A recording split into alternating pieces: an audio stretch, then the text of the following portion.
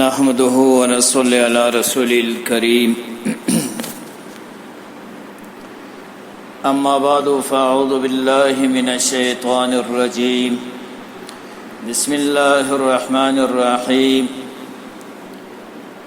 واعبدوا الله ولا تشركوا به شيئا وبالوالدين إحسانا وبذي القربى واليتامى والمساكين والجار ذي القربى والجار الجنوب صدق الله العلي العظيم. د دې جمعه بیان دموراوپلار سره د والدین سره احسان کول او د قربانو سره وصله رحمی کول، شفقت او نرمی کول، پر یتیمانو مسکینانو باندې، پر همسایګانو پړوسیانو باندې او د سفر پر ملګرو باندې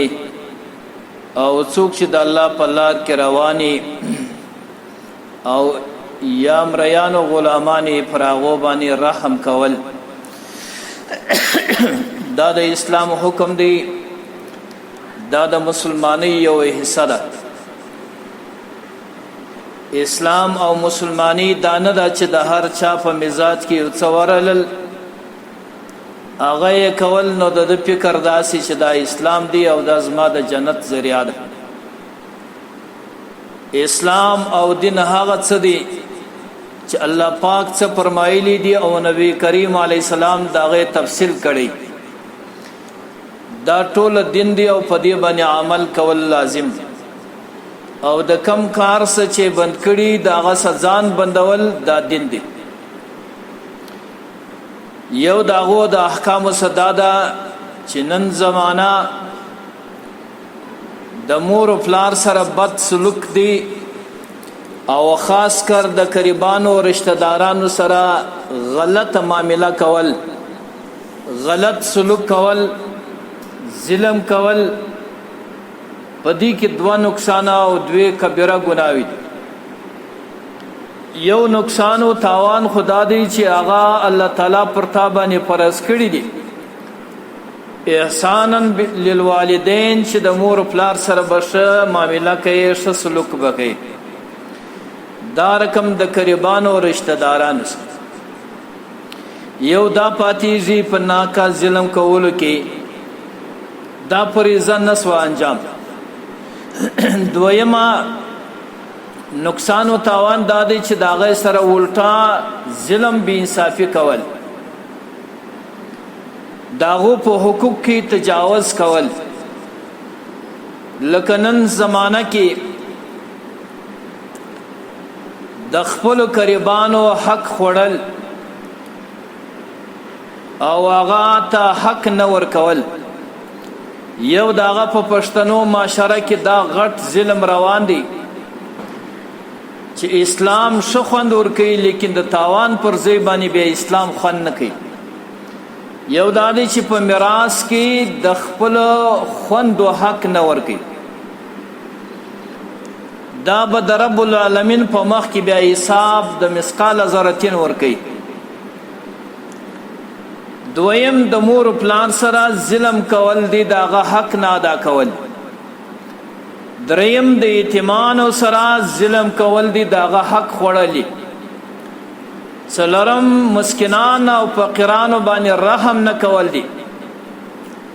پنځم دغه قریبان او رشتہ داران چې همسایګان دي همي قریبان دي همي، لکه ورور دی، وراره دی، اکا دی، دا کا زوی دی، دا نږدې قریبان وي او ستا سره څنګ پر څنګ همسایه. پنځم هغه همسایه چې هغه په قرابت کې در شریک نه وي، په رشتہ داری کې نه وي، خو پړوسی دي. شپږم هغه همسایه چې هغه ستا ته در څرمي نږدې یا ستا سره په سفر کې په یو کمره او په یو ځای کې سره وسیږي. پنځم هغه دیندار کسان چې د الله په لار کې رواني، طالب العلم یا جهاد فی سبیل الله روان وي یا دعوت او تبلیغ روان وي یا هغه غلامانو مریان چې د انسان په قبضه او قدرت کې د دې ټول سره به د احسان او د ښه سلوک معامله کوي. دا د الله جل جلاله د دې سورۃ النساء د 14 نمبر آیات ترجمه. الله تعالی فرمایلی دی وعبد الله از ما بندگانو د الله اطاعت او بندگی وکي، د الله اطاعت وکي، ولا تشرکو به شیئا، د الله سره بل څوک حصدار نه ګرځي، د الله په صفت کې څوک ور شریکول، د الله په ذات کې بل څوک ور شریکول، د الله په خاص عبادت کې بل څوک ور ګډول، دا شرک بول کیږي. دا د قیامت په ورځ باندې سړی جهنم ته وي. وبالوالدین احسانا، دویمه خبره فورا الله داوا کوي چې د مور پلار سره برشکه، داغو سره به ظلم نه کوي. وبذل قربا، د قربانو رشتہ دارانو سره برشکه، والیتاما، د یتیمانو سره، والمساکن، د مسکینانو سره، وجار ذل قربا، او د هغه امسایگانو سره چې ستا رشتہ داران او دوستان دي، وجار الجنوب، او هغه امسایا چې ستا سره نږدې پروتي، وصاحب بالجنب، یا په سفر کې در سره ملګری امسایا دي، وابن السبیل، هغه د لارې خلق چې پر لار د الله رواني، وما ملکت ایمانکم، او چې تاسو وما ملکت ایمانکم، چې تاسو په خپل لاسو باندې کم کافران نیولي او ته مالکان یاست دی مظلومي، د دې سره به احسان کړ. خلاصه دا ده چې د اسلام یو حصہ پر همدردی باندې، پر غم خوردنی باندې مشتمل ده. هغه دلیل د آیات. دویم آیات کې الله تعالی فرمای واتقوا الله الذي، د الله سو یریږي، تسالون به والارحام، د الله سو یریږي په هغه څه کې چې تاسو ته یو د بل سوال کیږي. تسالون به معنا دا ده چې د الله سو یریږي چې باز د بازو سره په معاملو کې ګډ یاست، یا د الله پر نامه باندې سوال کوي. نو د الله پر نامه باندې سوال کوي، د الله سو بیرې بیل ضرورت سوال مکوي. یا کوم معاملہ کې چې لته څخه د حق غوښتنه وسی تاسو دغه ادائی کوي. والارحام، او په وسیله رحمی کې د الله سو بیرې شفقت کوي، نرمي کوي. دا یو فرض ده د اسلام. قسم په دې زمانہ کې دا خلکو غرزولې د چې وسیله رحمت څه تویل کیږي، د مور پلار سره احسان څه تویل کیږي. روایت کې راځي نبی علیہ الصلوۃ والسلام فرمای، نبی علیہ الصلوۃ والسلام فرمای چې دای زمانہ برانسی خلق با د خپل مور پلار سره بد کوي،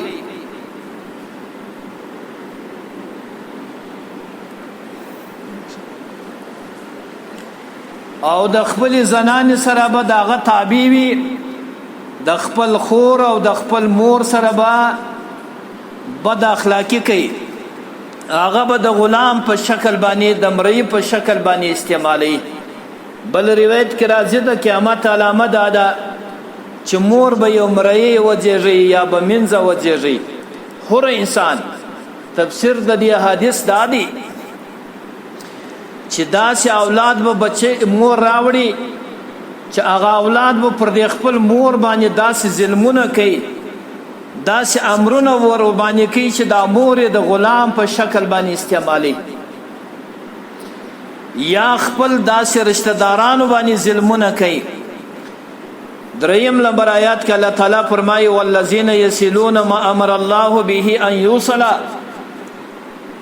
رب العالمین وایي چې هغه کسان چې څوک وسیله رحمی کوي، څوک د ځان سره وسیله لري، شفقت لري، رحم لري، الله وایي دا انسان به د الله د رحمت سره یو ځای شي. روایت کې به ان شاء الله بعد کې ثابت هسي څوک چې وسیله رحمی پرې کې کاټه کې د قیامت په ورځ به د الله د رحمت څخه محروم وي الله به خپل رحمت ته نږدې نه پرېږدي دې دنیا کې به الله ور باندې رحم نه کوي د ظلم توفیق به ورکوي د غلا توفیق به ورکوي د ناروا توفیق به ورکوي د شفقت او د رحم توفیق به نه ورکوي ځکه وسیله رحمی چې الله تعالی دا مخلوق پیدا کړي نو وسیله الله ته پیش ول چې الله زستا د مخلوقات سه مخلوق ما کته ما مخلوق ته ورکی هغه خو ما پریږدي ځکه په ما کې هیڅ ستنه یو ظاهري ګټه نسته وسیله رحمی خو دې ته وایي چې د مور پلار سره به بلا یو وضع بلا پیسو داغه سره شکه د قریبانو سره به شکه نړۍ دی پیدا سولې پراغه پرتا باندې دا وسیله رحمی فرض ده دا به ته کوي ته به مغربي یورپي فکر نه لري چې دا خو ماته په 15 لک شپږ لک روپۍ نقصان او تاوان رسي دا لور زه څه کوم دا خور زه څه کوم چې سبا په میراث کې حق غواړي نو رب العالمین فرمایي چې پرتا باندې لکه المز پر سوی دی یو دا وسیله رحمی فرض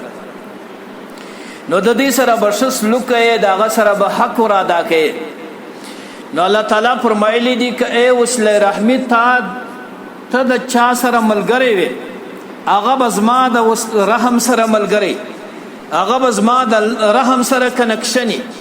څوک چې زما رحم پریږدي پرمزکه باندې پر قریبانو او رشتہ دارانو پر نور مخلوق باندې الله وې د قیامت په ورځ بزما د رحم سلري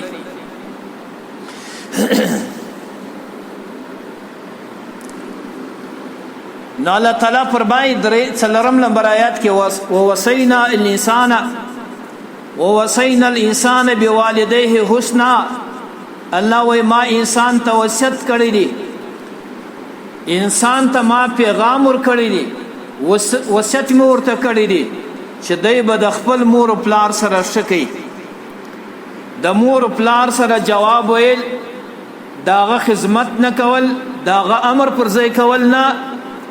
دا خاص کر بیا په داسې امر کې چې هغه پر مانځه امر کوي په زکات امر کوي پر ستر پرده امر کوي پر نور احکام پر اس کې هغه خو لازم دي نه چې په مباح کار کې چې هغه ته جایز وي دی به امر کې ته هغه فرض ګرځي نو الله تعالی فرمایي شپږم نمبر آیات کې پنځم نمبر آیات کې الله تعالی فرمایي وقضى ربك الله تعبدوا الله فیصله کړی دا امر یې کړی دی وقضا امر یې کړی دی فیصله یې کړی دا فرض یې ګرځولې دي ربک ربستا اے پیغمبره الله تعبدوا عبادت ونکوي اے مخلوقو الا اياه خاص دغه یو الله عبادت وکوي د خاص معنا دا ده چې بل څوک به نور شریکي ورګړې بینه دویم امر ادا کړی دی وبالوالدین احسانا د مور پلار سره ورشه د انسانیت سلوک کوي او دا چې ته وایې بد رد ورته وایې شکنځل ورته کوي داغه زیرې په تکلیف کوي دا په هر صحنه کې ته کبیره ګناه کوي اما الله تعالی فرمای اما یبلغن یا برسیج عندك الكبر یو په د مور پلار کې احدهما یو په د مور پلار کې وسپنجرتوب ته و بډاوالی ته و ضعیفوالی ته به دی رسیږي او کلاهما یا بدواړه دی ضعیف کیږي فلا تقل لهما په د مور پلار ته په ټول عمر کې داسې نه وای چې اوف فلا تقل لهما اوف مور پلار ته په ټول عمر کې اوف نه کوي مفسرین او علما ولیکلي دي چې سړی او مور پلار ته شکنځل کوي دا په حدیث کې خو منه نه دراغله خو لیکن دا آیات څخه دا ثابتېږي چې اوه کلمات نه سی ویلې نو دراغي چې اشد عذاب ورکه دا به څومره ګناي نو چې ته وایې ته ترټې ته پاره خبره کې به امریکا دا به څونه غټه کبیره ګناي چې د اوه کلمات د په مخ کې جایز نه ده ولا تنهرهما او نه به دې ته ترټې نه به زیرې نه به زجر ورکوي. وقل لهما نو څه ورته ووایې په خبره کې؟ الله وایي دا خوله به دې کنټرولوې، دا ژبه به دې کنټرولوې، دغه الفاظ به دې کنټرولوې. وقل لهما ووایې دې دواړو قولا کریما مبارکه خبره ورته وکړه، قولا کریما د عزت خبره ورته وکړه چې په هغه کې د عزتمن کېږي، په هغه کې د ده حوصله راپورته کېږي، په هغه خبره دی خوشحاله کېږي. داسې وینا به ورته کوي. دا ژبه به د ده په مخ کې نه چلی. نو کم څوک چې کم زوی یا لور چې د مور پلار په مخ کې ژبه چلی دا حرام او ناجایز دی. الله تعالی فرمایلی دی واخفض لهما، دا لا څه کوي کښته کا دې دواړو لره جناح الذل، دا خپل وزر د عاجزۍ دی. لکه څنګه چې یو مرغه خپل بچانو لراسي، خپل دا د رحم وزر څنګه پر وغوړی، دا خپل د نرمۍ او خپل د مهرباني وزر څونه ور باندې راکښته کړي. ته به دا خپل مور پلار ته داسې په ادب او احترام کښېنې، په دا ناسته او په ولاړه کې به داسې لچګي او بدماشي نه کوې چې رډ رډ ورته ګورې، بد ورته ګورې او هغه په داسې مزمر شکل باندې ته زیرې. الله تعالی فرمایي چې دا به هم ته دا وزر د عاجزۍ د وجې چې دا نه چې دا زما پلار دی پر دې به رحم کوي. من الرحمه، دا وزر د عاجزۍ به د رحم د وجې کوي، د دباو د وجې به نه چې ته د مور پلار سره بیریږي، نه بلکې پر ده باندې به دی رحم کوي لکه ته چې پر خپل اولاد باندې رحم کوي. تا ته چې د خپل اولاد څونه زور درکوي چې څوک یې زهیر کړي، نو داسې به د خپل رحم راخې د مور پلار په مخ کې بیږدي. وقل رب ارحما، پر دې دواړه باره به رحم کوي. څنګه رحم وکړم؟ الله دا وزن درشي، دا اندازه درشي، دغه معیار یې درشي چې داسې رحم ور باندې وکړه، داسې مهرباني پر مور پلار باندې وکړه. کما ربیان صغیرا، لکه ته چې کوچنی وې په ماشومتوب کې پر خپلو څلورو اندامو روان وې، ده به په غوزي کې ونیولې، ته به په ځیګر پورې کښېښلې او تا ته به دا خپله پنډه ژبه څومره نرم کړله، ته به هم دا خپله ژبه دوی ته داسې نرم کړې. یو اوس داسې په دې زمانه کې چا مور پلار ته ویلی دي چې څنګه یې ښه یې په خیر یې، نو دا خپل بچي ته چې دا خپله ژبه داسې نرموي، دا به مور پلار ته هم داسې نرموي چې قربان دې سم، جار دې سمه، پر مخ یې مچې، داسې رحم لکه پر خپل اولاد چې کوې، څونه په رحم په شفقت باندې ژبه ورته نرموي، څونه ور باندې په رحم به پر ده باندې کوې، داسې به پر دا مور پلار باندې رحم کوې. الله تعالی فرمایلی ووصینا الانسان بوالدیه، الله وایي ما انسان ته وصیت کړی دی د مور پلار په باره کې. حملته امه، اے انسان در په یاد کا مور په خپل غیږ کې وهن نالا وهنن، ضعیف پر ضعیف باندې، کمزوروالی پر کمزوروالی باندې به ته پورته کولې. وګوره نه میاشت دې پر خپل لړمانه کې تکلیفو ده پر تا باندې وړله، نو هره ورځ چې به راکلله پر دې باندې به بوج زیاتېدی، پر دې به ناجوړي زیاتېدله. نه میاشت په خپله خېټه کې وګرځولې، ضعیف کارونه هم کوله، خدمتونه هم کوله، ستړي هم وړلې، دا ستا تکلیف د نس او د دایم پر ځان باندې وړي. الله تعالی فرمایي وهنن علی وهنن، زو پر زو باندې به دې دا ستا تکلیف برداشتوي. وفصاله فی العامین، او بیا به 2 کاله چې په غوزي کې را بیا چې کوم وخت پیدا شولې 2 کاله ستا سامان در پاکاوي، تا ته کالی در پرېولله، ستا یادې مرداري پاکوله، ته یو ورځ راولړ سوی د مور پلار د پښې دې ورپاکې کړي دي، هغه ستا په 2 کاله کې به در زر واره یادې دا ستا معامله در صفا کړي. هلته ته چیرې ولې؟ هلته دا ستا ژبه چیرې؟ هلته دا ستا طاقت چیرې و؟ هلته دا ستا بریتونه چیرې ول چې تا سره غورځوله؟ شرم وکړه، حیا وکړه، بېغیرته چې پر دغه حال باندې د مور پلار په لاس کې ولې. الله تعالی فرمایي وفصاله فی العامین، 2 کاله ګرځولې په خپل غوزه کې، او ستا به هر قسم صفایي در کوله. نن چې وګورې د یو ټکټر په پلوډیږي خالد چوټې دا د کښنیانو د ماشومانو د یوې کښنې نو دا به مور څومره ستړې چې هره ورځ تا صفا کوي او پرېولي دي 2 کاله 1 کال نه میاشتې په نس کې یوړلې 2 کاله په غوزي کې وګرځولې ستا د طبي تکلیفونه غمونه پریشانی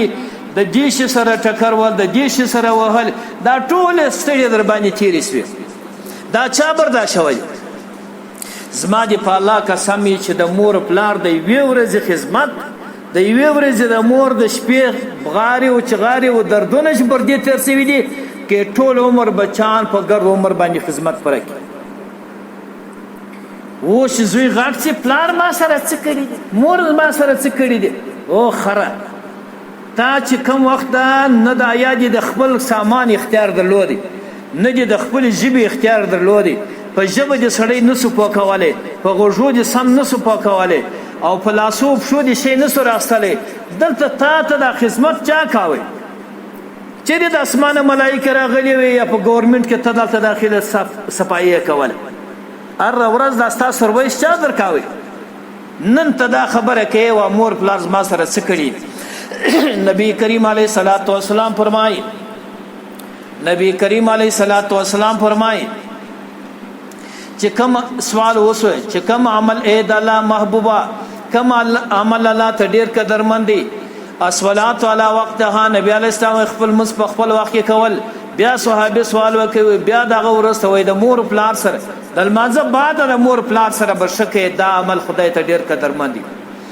صحابه سوال وکوي یا رسول الله د دې ورسته وای بیا جهاد د مور پلار د خدمت بعد کې کوي دلته کې جهاد هغه فریضه ده چې د لمانځه بعد په کوم دلایل راغلي دي په قران حدیث کې بل یو په یو شکل نه راغلي کې په جهاد په دې روایت کې در مور پلار خدمت در جهاد مخکې کې دویم روایت کې راځي نبی کریم علیه الصلاۃ والسلام فرمایي چې ته د مور پلار خدمت تر هغه ساعت نه شې کولای د حق نه شې ادا کولای ترڅو پرې چې د بل کافرانو په لاس کې غلام شي او ته په ټول قیامت باندې رانې سي نو کې د حق ادا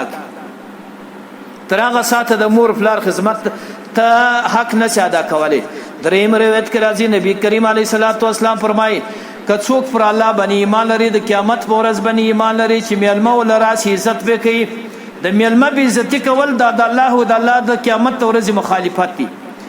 دویمه خبره که څوک پر الله او د الله پر رسول باندې ایمان لري نو خپل وسیله رحم دي قائم ولري دریمه خبره نبی علیه السلام فرمایي که څوک پر الله او د الله پر د قیامت په ورځ باندې ایمان لري نو خیر خبره دي په مجلس کې کوي بد ورد نه وای د خپل ژبه به د جهنم چابي نه جوړي فليقل خيرا او ليصمت یا د خاموش سي بس دا متفقن علی حدیث دی نبی کریم علیه الصلاۃ والسلام فرمایي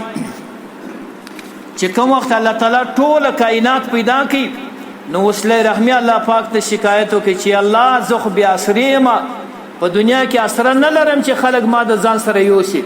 نو که زه خلکو پریښول بیا به څه چم کېدي الله تعالی وعده ورسره وکړه که چاته پریښولې زه به هغه د خپل رحمت ایسته کړم وسله رحمي پېژنې که نه پېژنې څه ته وایي ونه به پوهېږه وسله رحمي دې ته وایي چې ته به د خپل مور و پلار سره اول احسان کوې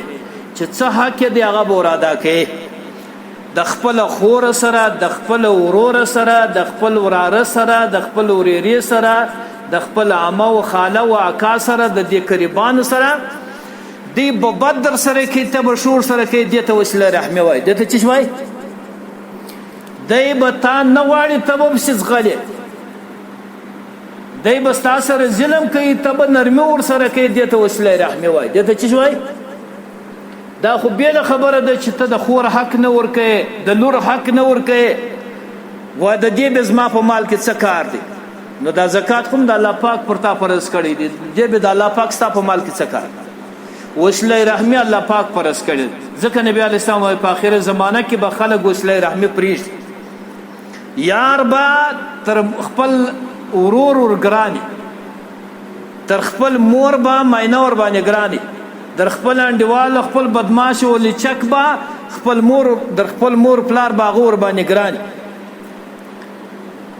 خلک اوس بیا بعضې کسان په یورپ په فکر باندې اخته سوي دي وایي څه لپاره اولادونه زیږومه څه دپاره لوڼې زیږومه